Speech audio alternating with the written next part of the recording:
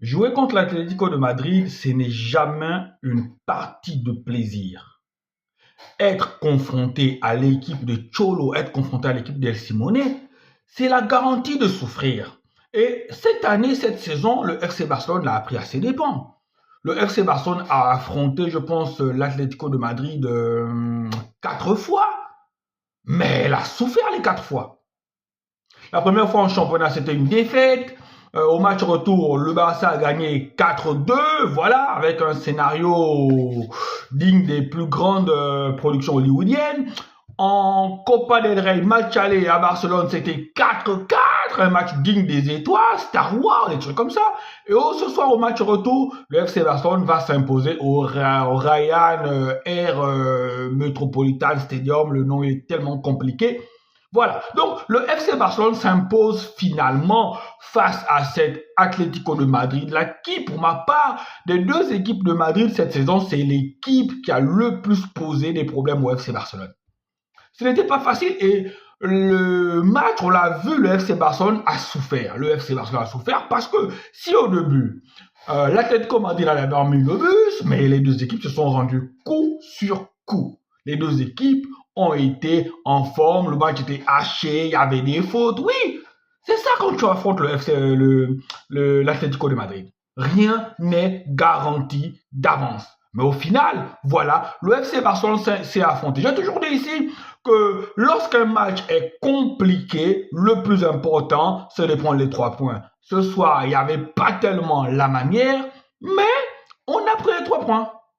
On a pris les 3 points grâce à qui? Grâce à Ferran El Got Torres. Respectez ce nom-là, les amis. Respectez le nom de Ferran Torres parce que cette saison, on peut compter le nombre de fois où Ferran Torres nous a sorti des situations compliquées. Il y en a plusieurs. Et pour moi, Ferran Torres est devenu un vrai joueur du FC Barcelone. Avant, je me disais que qu'est-ce que ce joueur-là fait dans cette équipe-là? Et avant, les critiques contre Ferran Torres étaient justifiées. Mais à présent, cette saison surtout, Ferran Torres a pris une autre dimension. Ferran Torres, c'est le super sub qui ne déçoit jamais. C'est celui-là qui, lorsqu'il a déjà, il n'a plus besoin de 15 occasions pour mettre un but. S'il en a 2, il va en mettre une.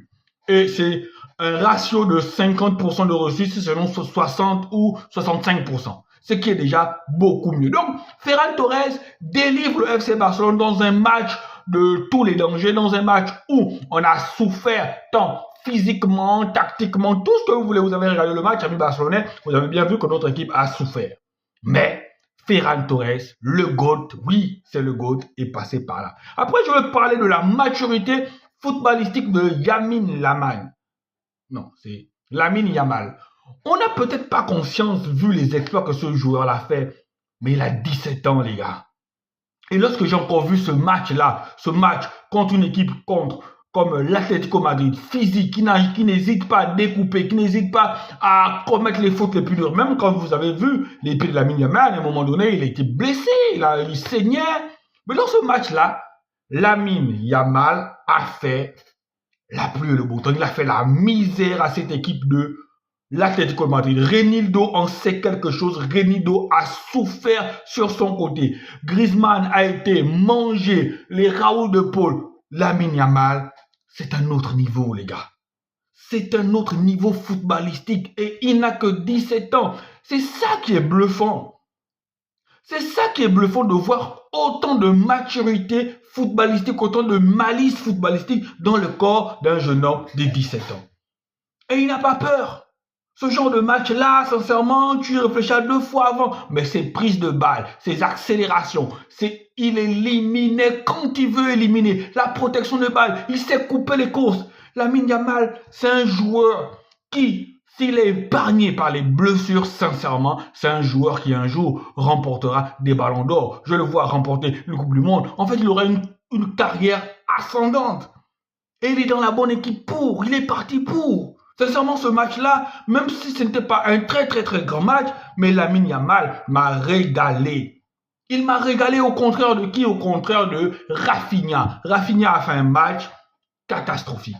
Il y a eu des fautes sur lui, oui, je ne refuse pas. Mais il a gâché beaucoup de ballons, beaucoup de caviar que Lamine Yamal lui a donné.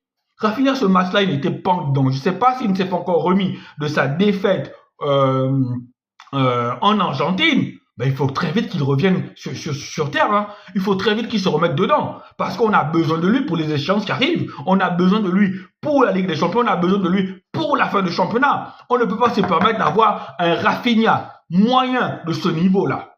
On ne peut pas. Et après, les amis, Pedri impérial. Pedri parce qu'il y a un moment donné, je pense qu'à partir de la 70e minute, l'Atlético Madrid a pris l'ascendant pour le contrôle du match sur le FC Barcelone. Mais vous avez vu l'importance d'avoir un Pedri dans une équipe. L'importance d'avoir un joueur comme Pedri qui sait conserver la balle, qui sait casser les lignes, qui sait... Ce match-là, Pedri a tout fait dans ce match-là. Pedri impérial. Il était partout. C'est lui qui a porté à bout de bras cette équipe-là au moment où elle était au plus mal, en milieu de terrain surtout. Combien de fois il a cassé les lignes, combien de fois il a temporisé, combien de fois il a éliminé pour permettre à l'équipe de remonter, pour permettre à l'équipe de souffler. Pedri, c'est un autre niveau, les gars. C'est un autre niveau. Et là, ce qu'on attendait est arrivé. On aura en finale de la Copa del Rey, les gars, le Classico. Je pense que ça va être le 3e Classico. Non, ça va pas être le Classico parce qu'il y aura le match retour en championnat. Donc, cette année, on aura 4 Classicos, les amis. 4 Classicos cette saison. Le FC Barcelone en a déjà gagné 2. On a le match retour en championnat. Voilà qui va se jouer du côté de Montjuic au Barça. Et on aura la finale de la Copa del Rey. Le FC Barcelone, dans ces Classicos de cette année, le FC Barcelone a pris l'ascendant psychologique sur le Real Madrid.